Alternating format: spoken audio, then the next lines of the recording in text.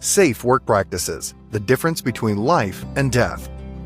Safe work practices around electricity can mean the difference between life and death. Dangerous working conditions can turn deadly when employees try to take shortcuts or ignore the safety guidelines set forth by the applicable codes and standards. Consider the following scenario.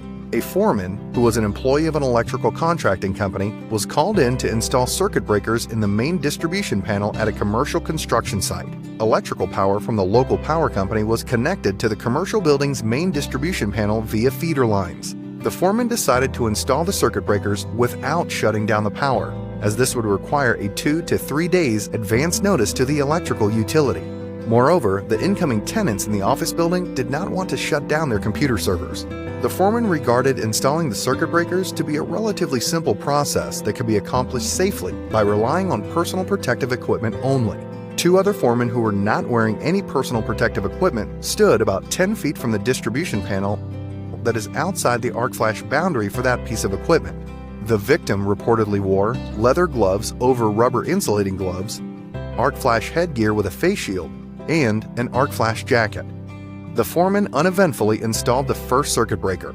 As the foreman moved to the second circuit breaker, he accidentally made contact with 2 phases of energized circuitry with a screwdriver at the 3-phase distribution panel. This resulted in a blinding arc flash, followed by an explosion. The foreman was thrown backwards from the distribution panel due to the force of the explosion. He suffered first and second-degree burns on his arms, legs, and back. The other 2 foremen who were standing outside the arc flash boundary apparently suffered no injuries. OSHA investigation into the incident concluded that the arc flash and subsequent injury could have been prevented by adhering to basic electrical safety principles. First and most importantly, the main distribution panel should have been placed in an electrically safe condition prior to the installation of circuit breakers. The apparent justifications for failing to de-energize electrical equipment in this incident, which focused solely on the inconvenience of shutting power off, does not meet the necessary conditions for working on or near energized electrical components under the NFPA 70E.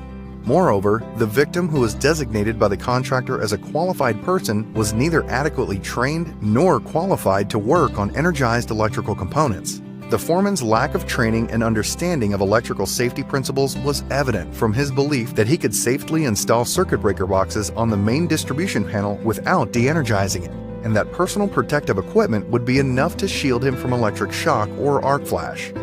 While the protective equipment and clothing did protect the foreman to some extent, he still suffered serious burns on a large portion of his body. According to the hierarchy of controls, personal protective equipment must not be used as a first line of defense against electrical hazards. Instead, de-energization of energy sources is the preferred approach, and personal protective equipment may be used as a last resort or may serve to provide additional protection. It is important to note that the 2 other foremen who adhered to the electrical safety-related work practices and maintained an adequate distance from the distribution panel came out unscathed from the incident.